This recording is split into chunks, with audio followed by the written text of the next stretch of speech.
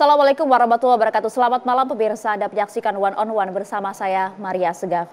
Di balik suci niat menuju Baitullah, ternyata tersimpan banyak masalah yang memang tak bisa disembunyikan.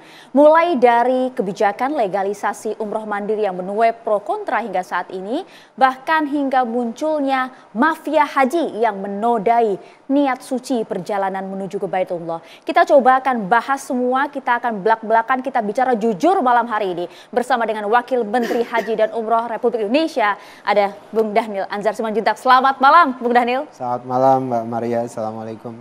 Waalaikumsalam warahmatullahi wabarakatuh. Terima kasih sudah setia selalu hadir bersama kami di One on One, Bang. Sama-sama Mbak Maria.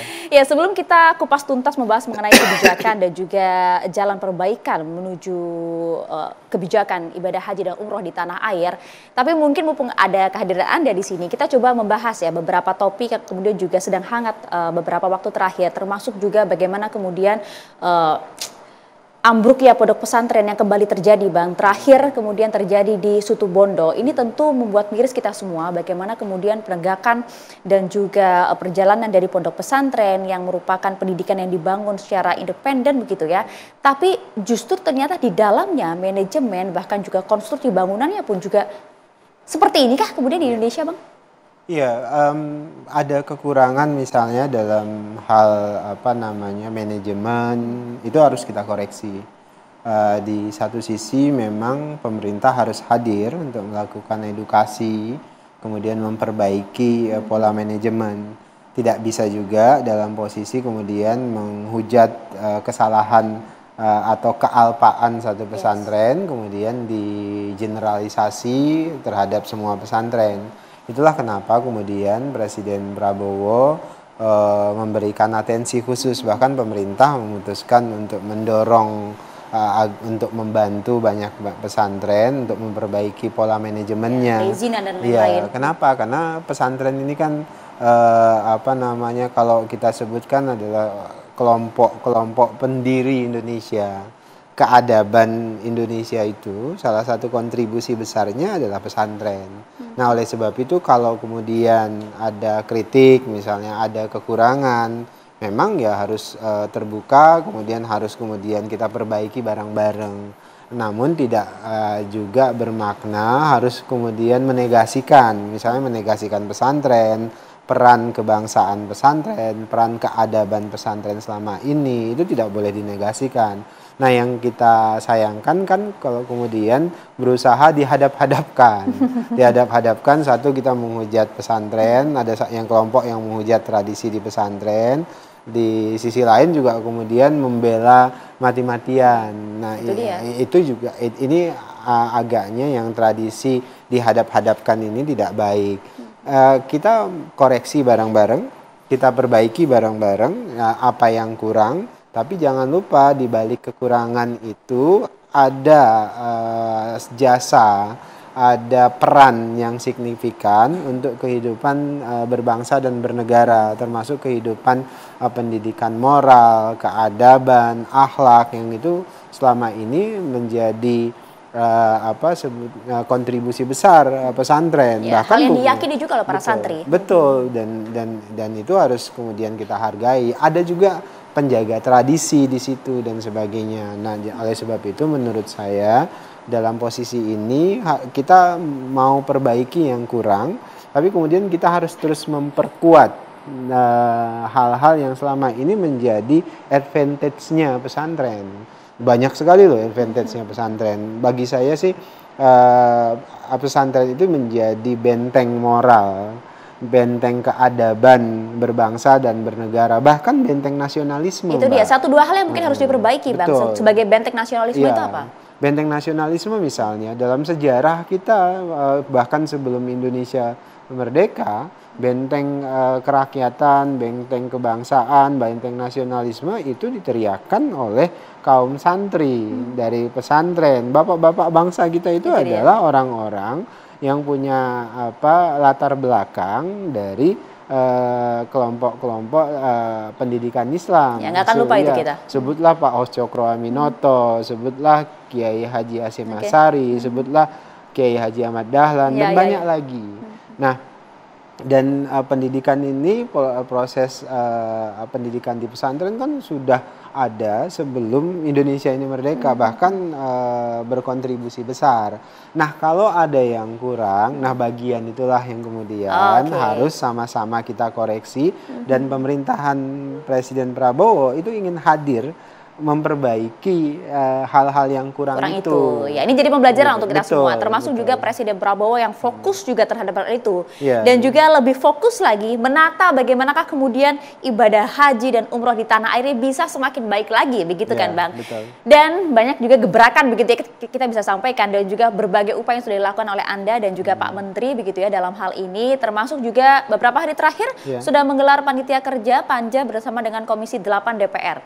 Sudah kelar Bang? Boleh diceritakan kepada kami Bang? Nah, kami ini kan anak buahnya Presiden Prabowo. Jadi kita menunaikan amanah dari Presiden Prabowo agar pelaksanaan penyelenggaraan haji itu bisa berjalan dengan aman, nyaman, dan bagian akhir itu efisien dan ekonomis. Efisien itu bermakna artinya uang yang dikeluarkan oleh jamaah itu sebanding dengan apa yang mereka peroleh dalam konteks pelayanan. Nah, oleh sebab itulah kemudian Presiden itu sejak awal, kan 2 tahun musim haji ini, ketika Presiden Prabowo menjadi presiden, beliau selalu komitmen minta supaya ongkos naik haji itu diturunkan. Ya. Tekan lagi kalau bisa, tekan terus gitu. Di periode yang lalu diturunkan, tahun ini juga beliau tetap minta diturunkan. Sebenarnya Mbak Maria, kalau dilihat dari sisi ekonomi, jadi mustahil bin mustahil kalau diturunkan. Ya. Nah, kenapa begitu? Karena kalau diukur pakai sisi ekonomi, itu sebenarnya harusnya tahun ini naik 2.700.000. Kenapa? Karena patokan dolarnya, kan kita bayar itu pakai patokan kurs. Patokan kurs itu 2 tahun lalu itu 16.000 per 16.000 per $1. Nah, tahun ini itu 16.500. Jadi kalau pakai ukuran itu, tambah lagi belum ada inflasi segala macam. Setelah kami hitung, seharusnya kalau dari sisi ekonomi itu naik di 2.700.000. Nah, itu bagaimana tuh Anda mengobrak pabrik itu semua itu, ini yang saya suka kagum dengan instingnya Presiden Prabowo. Sejak awal Presiden Prabowo menganggap penyelenggaraan haji itu ada fakta inefisiensi.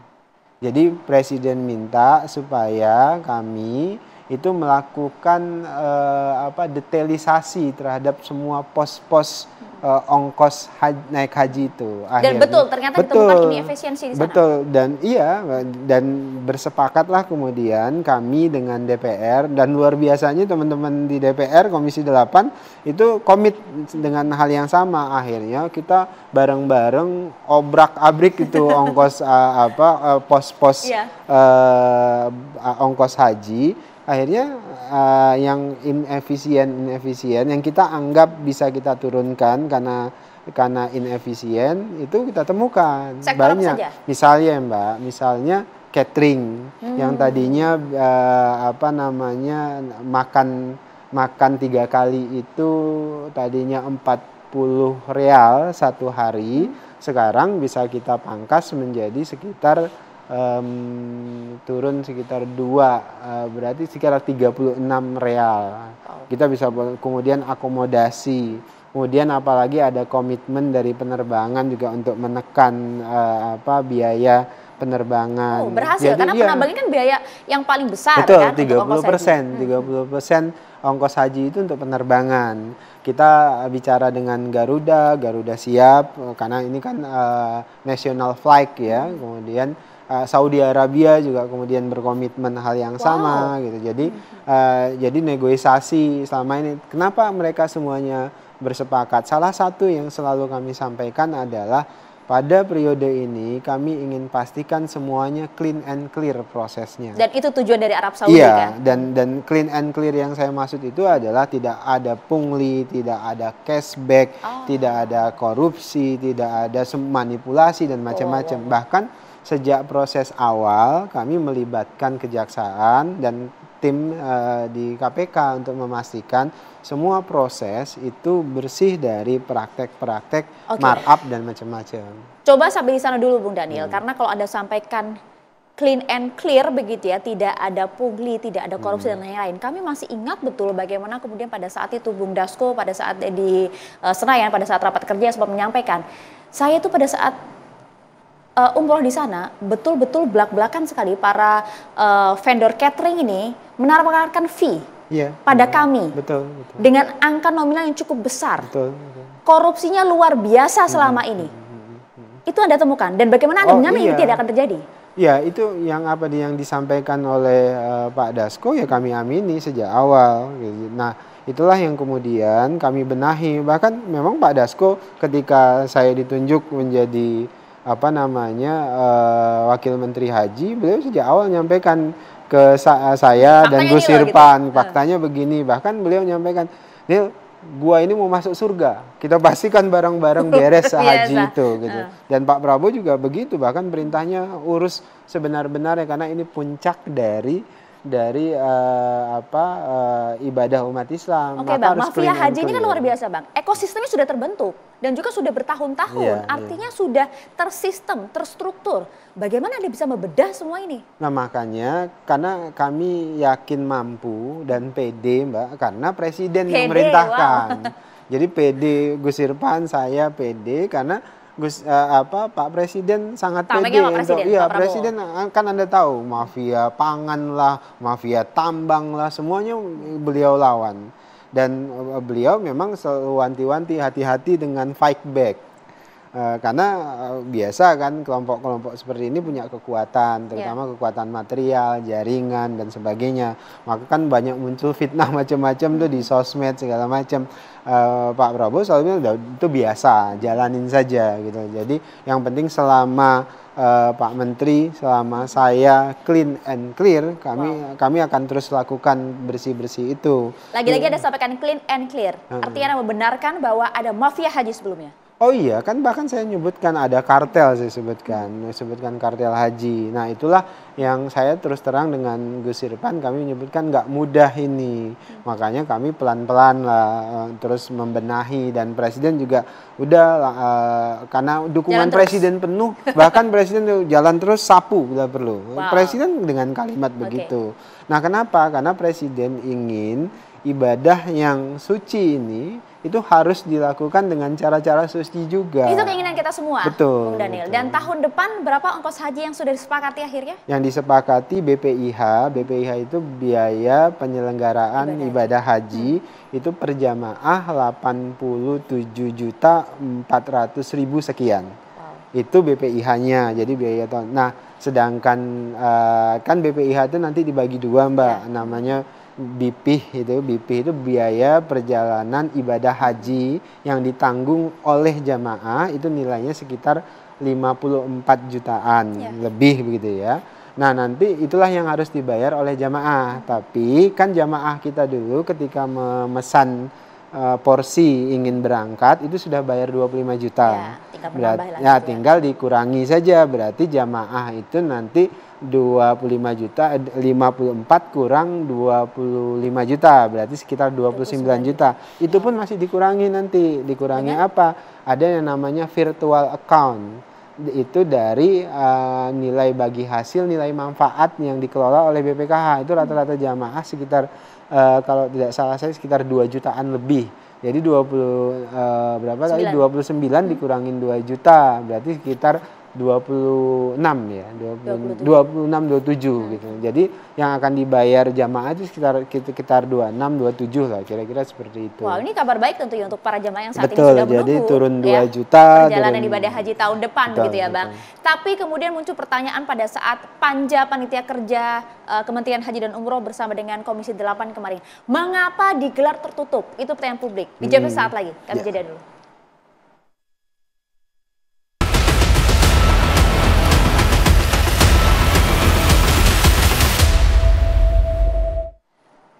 Ya, Anda kembali bersama kami di One on One pemirsa, dan masih bersama kami pula di sini ada Wakil Menteri Haji dan Umroh Republik Indonesia, Bung Daniel Anzar Simanjuntak. Bung, tadi kita masih membahas mengapa kemudian Panitia Kerja DPR bersama dengan Kementerian Haji dan Umroh digelar tertutup, kok nggak transparan kata publik?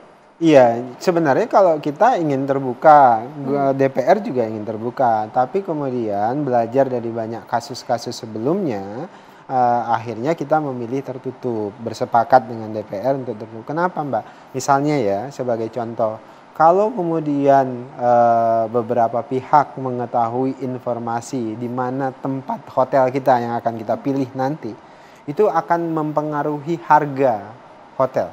Dengan cara?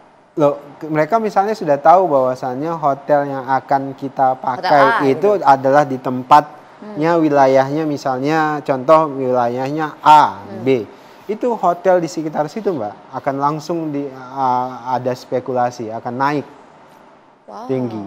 Dan itu terjadi di dalam periode. Bahkan dengan cara tertutup saja kadang-kadang bocor juga. Dan termasuk misalnya catering. Kita mau seperti apa, bocor juga itu, Mbak. Nah, itu yang kemudian kan pelaku bisnis ini, atau sebutlah brokernya lah, calonnya, itu selalu berkeliaran. Nah, itulah kemudian akhirnya kita pilih untuk tertutup, agar semua informasi terkait misalnya rencana di mana lokasi hotel kita, bagaimana catering kita, bagaimana akomodasi kita dan sebagainya, itu tidak kemudian bocor. Kemudian bagaimana upaya kita menekan harga dan sebagainya, itu bocor. Anda takut dengan mafia, dengan para calon nakal? Oh iya dong, kita khawatir karena ini akan mengganggu penetapan harga kita nanti. Yang muncul akan ada banyak spekulasi itu, dan itu akan mengganggu alokasi biaya yang sudah akan kita tetapkan. Dan teman di DPR kan pimpinan Komisi 8 kan orang-orang yang paham selama ini. Kan rata-rata misalnya pimpinan DPR itu adalah orang-orang yang terlibat dalam banyak proses proses persiapan haji, mengawasi haji, sehingga mereka banyak temukan praktek-praktek begitu, dan kami juga menemukan hal yang sama. Makanya kemudian diputuskan untuk tertutup, agar kemudian informasi detail terkait dengan rencana penetapan lokasi, penetapan catering dan macam-macam itu tidak bocor. Anda tadi berkali-kali menyatakan bahwa memang ada praktik semacam ini, Anda tahu mafianya siapa. Tapi tentu masyarakat zaman sekarang, Bang, apalagi netizen nggak mau tuh kalau kemudian cuma omong-omong saja, lempar pernyataan tapi kemudian tidak ada tindak lanjut gitu ya. Bagaimana Anda kemudian bisa betul-betul mengusut para mafia haji yang kalau kita bilang sebagai umat muslim, Bang, ini memalukan. Zolimnya luar biasa. Tentu pengusutan, penindakan itu ada ranahnya aparatur hukum, bukan ranah saya.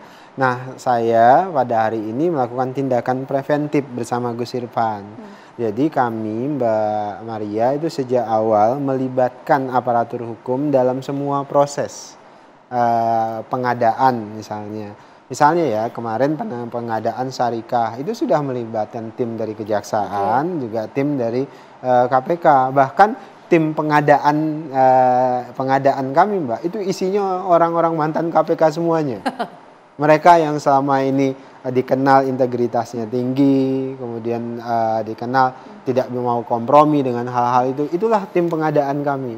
Karena Anda mau clean and Betul, clear. mereka lah yang tim pengadaan itu. Ditambah lagi ada pendampingan hukum oleh tim Kejaksaan dan sebagainya. Jadi bahkan syarikah mana yang menang misalnya, atau perusahaan mana yang menang, Gus Irfan dan saya itu nggak tahu, Mbak. Masa sih, Bang? Di prosesnya itu nggak tahu. Jadi kami hanya tahu jumlahnya di sini, di akhirnya siapa yang menang itu kami nggak tahu. Ketika disampaikan yang menang misalnya 2 syarikah, ya barulah kami diberitahu itu. Anda nggak khawatir ada lobby-lobby kemudian di belakang? Kami sudah pastikan bahwasannya ini timnya seperti tadi saya sebutkan adalah tim yang clean and clear. Mereka orang-orang yang saya kenal secara pribadi, orang-orang yang punya integritas. Tokoh-tokoh di KPK dulu, penyidik, bahkan orang-orang yang melakukan banyak perlawanan. Saya kan kenal baik dengan mereka, integritasnya, mereka kenal integritas saya, kenal integritas Gus Irfan. Nah, makanya kami percaya penuh. Jadi apalagi kami melibatkan sejak awal teman-teman dari Kejaksaan, juga teman-teman dari KPK. Jadi bisa dibuka seluas-luasnya. Yang permintaan ke saya banyak. permintaan ke Gus Irfan, Pak Menteri juga banyak, tapi tidak satu pun yang kami hiraukan.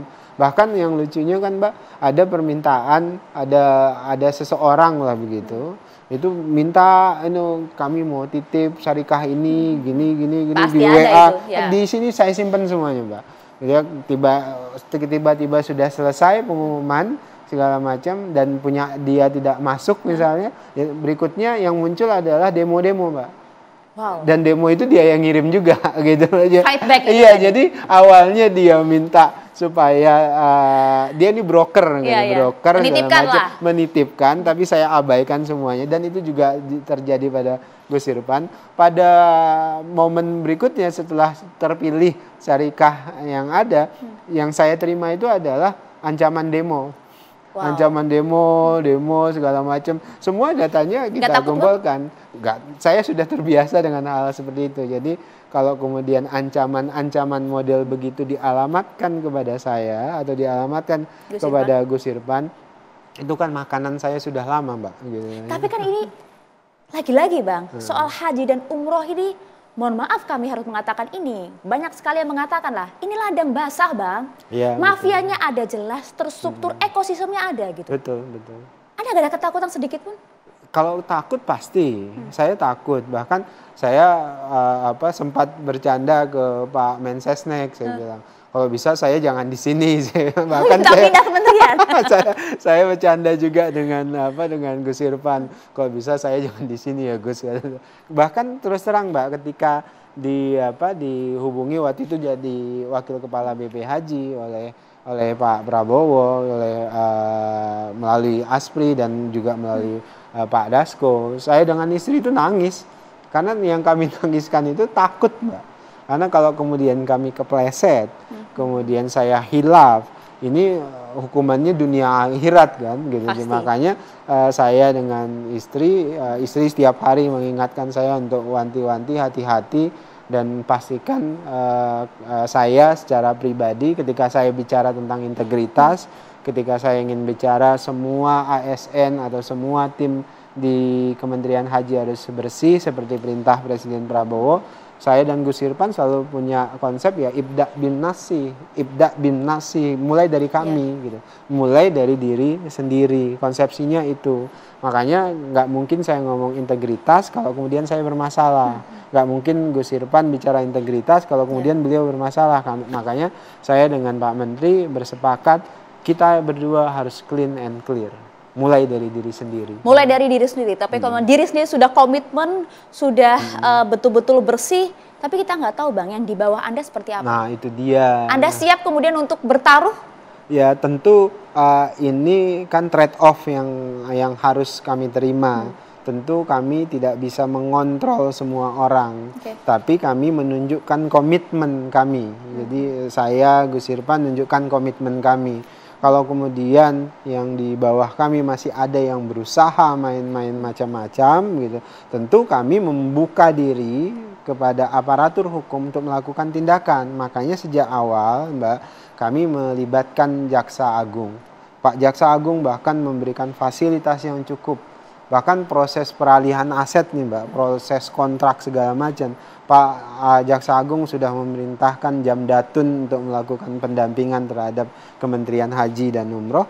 Jam Intel juga diperintahkan untuk mendampingi Kementerian Haji dan Umroh. Makanya ini adalah salah satu cara untuk melakukan prevensi atau pencegahan agar yang di bawah kami itu punya komitmen yang sama dengan kami. Sebegitu khawatirnya Anda terkait dengan para mafia yang sudah mempunyai ekosistem ini semua. Banyak pertanyaan publik Bang, kok nggak dilaporkan saja nama-namanya? Loh sudah Mbak, itu kan sudah di tangan KPK, itu semuanya di tangan Kejagung. Nah itu kan wewenang dan ranahnya ke KPK. KPK sudah tahu semuanya, siapa pelakunya, siapa aktornya, siapa yang terindikasi. Kan termasuk ketika kami rekrutmen ASN, migrasi ASN dari Kementerian Agama, dari Kementerian Kesehatan, dari berbagai kementerian, itu kami setor ke KPK Mbak namanya. Dan kami juga setorkan ke Kejaksaan Agung. Komitmen Anda? Iya, kami setorkan akhirnya KPK dan Kejaksaan Agung melakukan tracing terhadap semua nama-nama calon pejabat itu. Sudah dikembalikan ke kami. Ada yang ditandain merah, ini nggak bisa kompromi, ada kasus hukum. Ada yang ditandai checklist misalnya kuning, ada yang ditandain checklist hijau. Itu di apa, Mbak? Akhirnya misalnya yang dari beberapa kementerian ya yang diberikan catatan oleh KPK dan Kejaksaan Agung ya kita anulir. Artinya ini betul-betul tidak hanya omong-omong saja, tapi ada betul-betul komitmen bersama dengan Gus Irfan, Menteri Haji dan Umroh untuk memberantas berbagai mafia yang ada. Kita bahas soal legalisasi umroh mandiri sesaat lagi ya Bang. Kami kembali untuk Anda di One on One. Apabila kemudian mandiri ini akan dijadikan sebuah opsi bagi orang yang ingin berumroh, itu ada resiko-resikonya. Ada dampak positif dan juga ada dampak negatif. Dampak negatifnya adalah salah satunya tentu jemaah akan tidak terhindar dari beberapa resiko. Satu adalah resikonya pertama dia resiko dari sisi keamanan dan keselamatan dirinya. Kemudian resiko keduanya adalah di mana negara itu bisa kehilangan tata kelola dan sekaligus data nasionalnya. Karena begini, bagaimana orang yang mandiri itu kan konsepnya semuanya serba gampang, serba mudah, serba murah, kurang lebih ke arahnya ke situ ya. Nanti akan kemudian mereka bisa kehilangan tata kelola loh Bang. Justru dengan ada kita membuka dan mempersilahkan melegalkan haji mandiri, justru negara menghadirkan tata kelola yang baik. Kenapa? Karena selama ini umroh mandiri itu sudah terjadi, sudah berlaku. Dan ketika kita tidak atur, itu sudah banyak anak-anak muda, apalagi semuanya kan sudah pakai ini Mbak. Dan tahu mesen tiket gimana, pesan tempat itu gimana, semuanya udah tahu. Jadi akhirnya banyak jamaah umroh mandiri ketika Undang-Undang Nomor 14 2025 ini belum melegalkan. Nah makanya untuk melindungi mereka dan kemudian juga untuk mengkompatibelkan aturan pemerintah Saudi Arabia dengan Indonesia, karena Saudi Arabia membuka.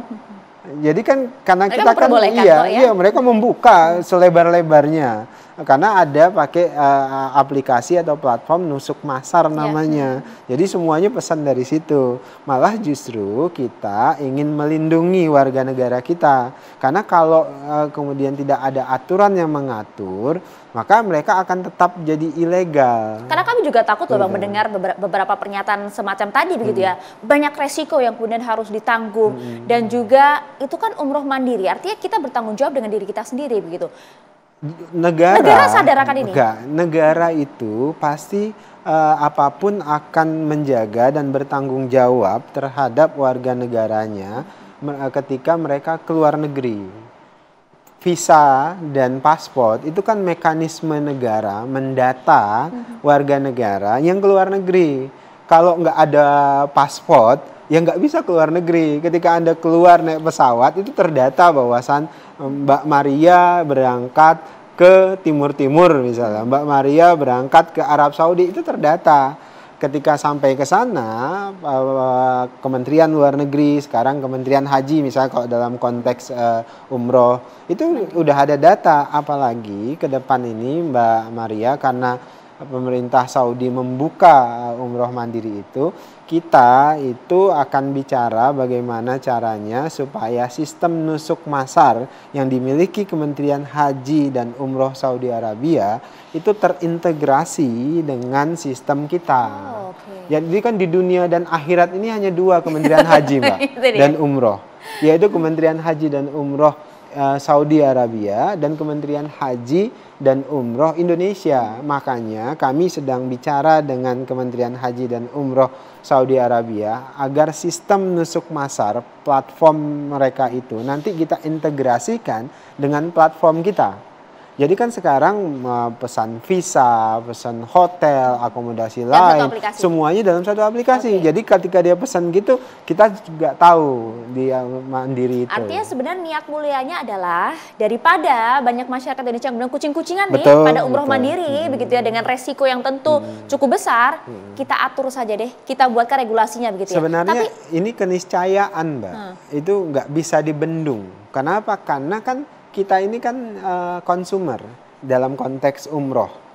Sedangkan produsernya dan penyedianya, suppliernya itu pemerintah Saudi. Dan pemerintah Saudi itu buka gate-nya. Masa ketika mereka buka gate-nya, kemudian kita mau melarang? Nggak mungkin. Tapi kenapa banyak penolakan ya, Bang? Ya, saya pahami bahwasannya ada resiko bisnis yang sedang dialami oleh travel. Tapi ya itu adalah konsekuensi dari perubahan-perubahan zaman.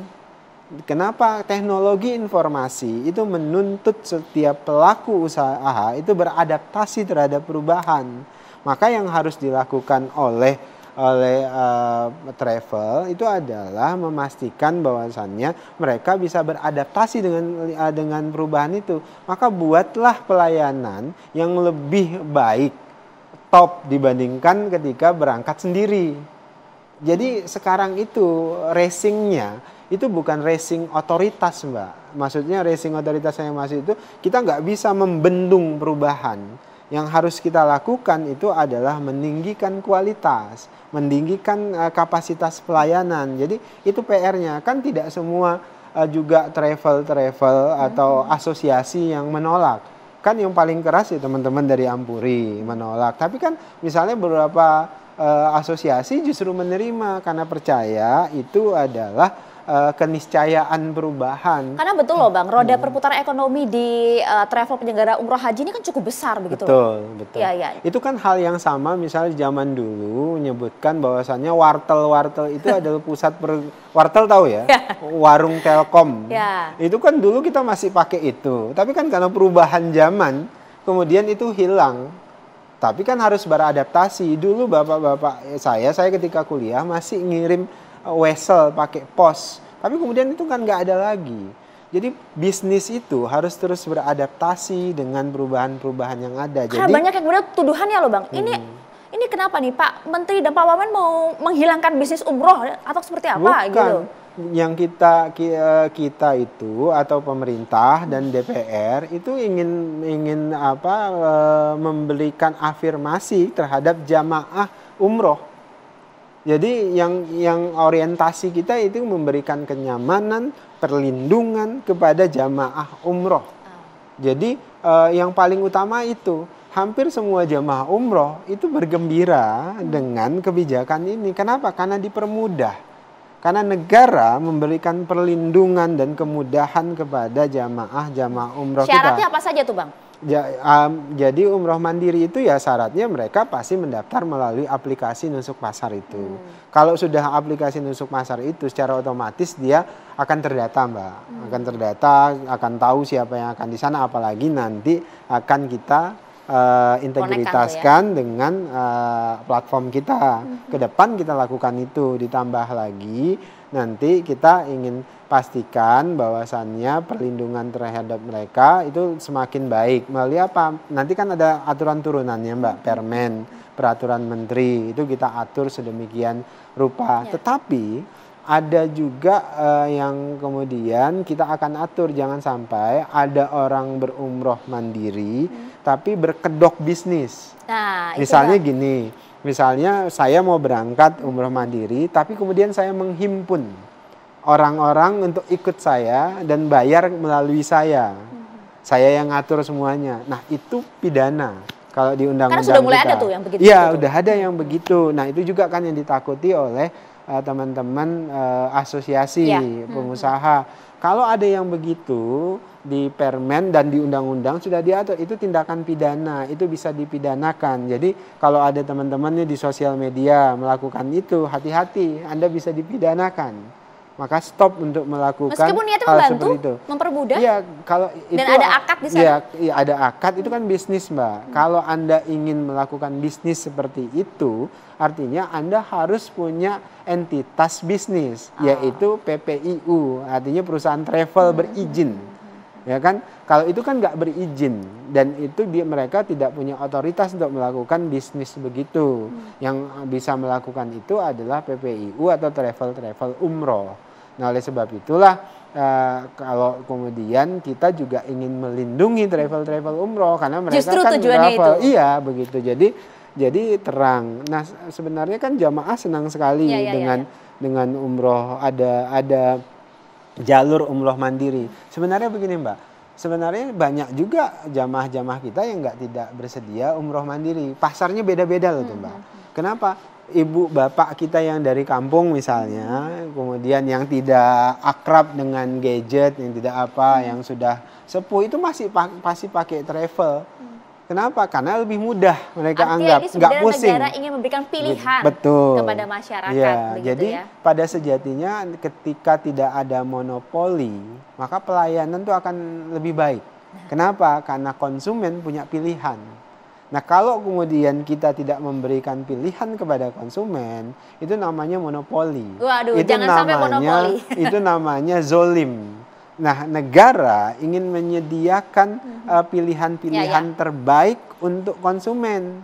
Jadi jangan kemudian tiba-tiba justru pelaku usaha jadi otoriter gitu. Nggak boleh, harus umroh mandiri nggak boleh. Padahal Arab Saudinya itu sudah membuka seolah-olah mau ngelawan produsennya gitu loh. Jadi udah terprediksi yang gitu-gitu ya, Bang. Ya.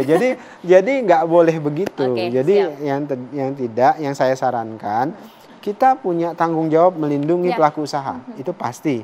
Kita juga punya tanggung jawab untuk melindungi pilihan konsumen untuk mendapatkan pelayanan yang terbaik. Nah, makanya kalau kemudian ada pelanggaran hukum, kita tindak secara hukum.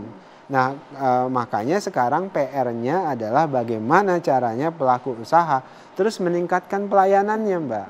Kualitas pelayanan kita dorong begitu. Nah, mereka kita lindungi. Bahkan saya ketika kumpul pelaku-pelaku usaha ini PIHK lah, PPU, saya sebut begini, negara itu punya fungsi itu menyediakan arena pertarungan yang adil bagi semua pelaku usaha.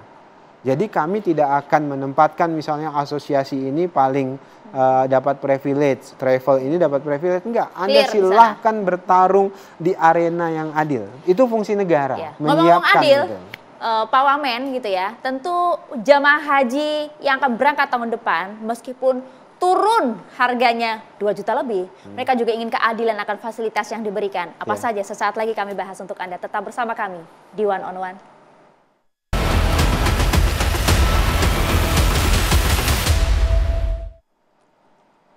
Terima kasih masih setia bersama kami pemirsa. Wakil Menteri Haji dan Umroh juga masih tetap bersama kami. Dan apa Bang Dhanil yang mungkin akan didapat oleh para jemaah haji tahun depan yang akan berangkat pada tahun 2026 yang sudah menunggu sejak lama nih, akankah fasilitasnya tetap sama atau justru lebih baik begitu mereka berharap? Ini PR berat kami, Mbak, karena di tengah banyak yang kami sampaikan, kami tentu ditagih harapan atau ekspektasi dari masyarakat itu tinggi sekali terhadap kami. Makanya kami kalau miss sedikit pasti kami dibully habis-habisan.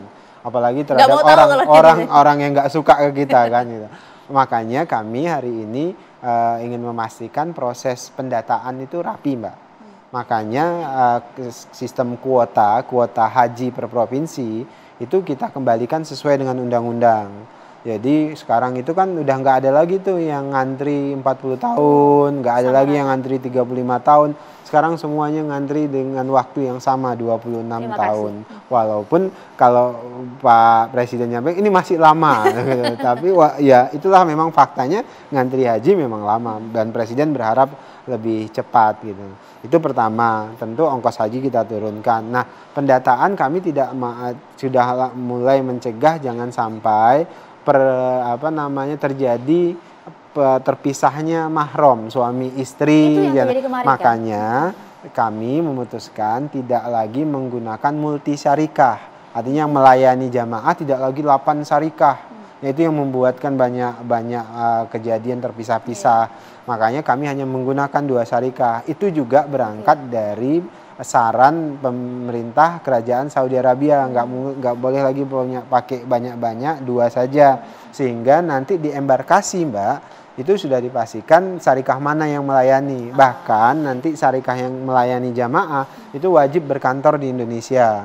Dan kartu nusuk itu identitasnya jamaah itu tidak dibagikan lagi di Saudi Arabia, langsung dibagikan di tanah air. Jadi sudah memegang identitas sudah memegang identitas, sudah pasti, hotelnya sudah pasti, datanya sudah pasti. Tambah lagi kan sekarang ini kan sudah kita tetapkan BPIH, tinggal menunggu Kepres. Relatif sangat cepat loh Mbak. Kok biasanya tahun lalu itu di bulan Februari. Ya, awal-awal tahun iya, lah ya. ini di bulan Oktober sudah proses. Jadi ini akan membantu proses pendataan sejak awal. Nah, termasuk di pesawat kita ingin pastikan pesawat menggunakan layanan sebagaimana mestinya. Nanti di hotel-hotel juga begitu, kita ingin pastikan, termasuk nanti di Armusna, Arafah, Musdalifah, yang selalu krusial kan ini transportasi dan juga akomodasi. Karena banyak hal di puncak haji itu di luar kendali kita.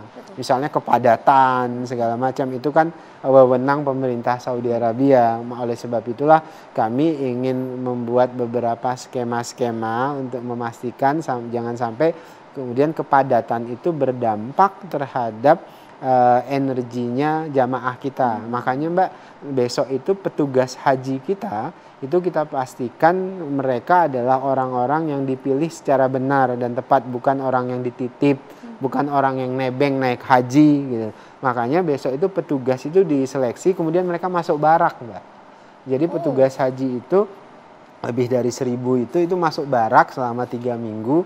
Mereka dilatih 3 hal. Pertama, bahasa Arab dasar, dilatih tentang fikih dasar haji. Kemudian ketiga itu ketahanan fisik. Karena fisik butuh apa Mbak, luar biasa. Karena saya merasakan gendong jamaah 5 km Mbak di daerah Jamarot itu.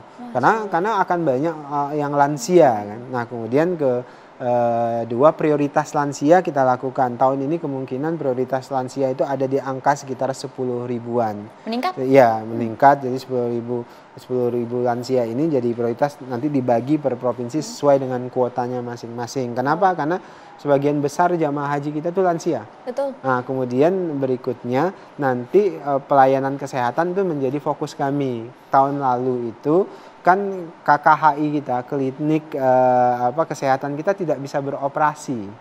Makanya kan waktu itu dokter kita nggak bisa kerja di klinik. Nah, tahun ini kami ingin pastikan KKHI kita bisa beroperasi di musim haji.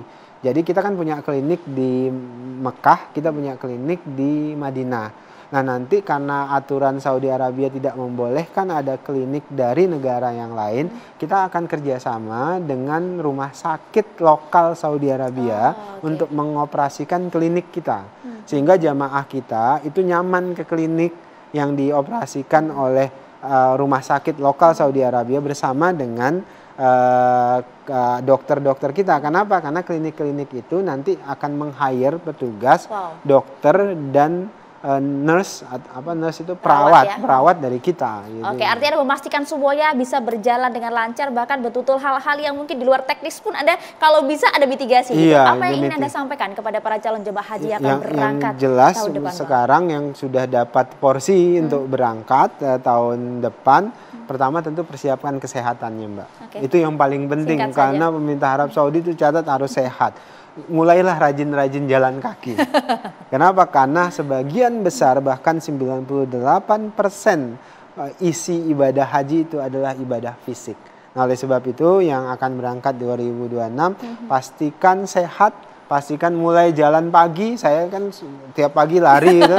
Jadi pastikan ibu-ibu, bapak-bapak yang dimanapun Anda berada, mulai rajin olahraga, mulai makanannya dijaga. Jangan makan-makan yang manis lagi dulu. Jadi ketika berangkat nanti sekitar bulan April Mei itu sudah fit.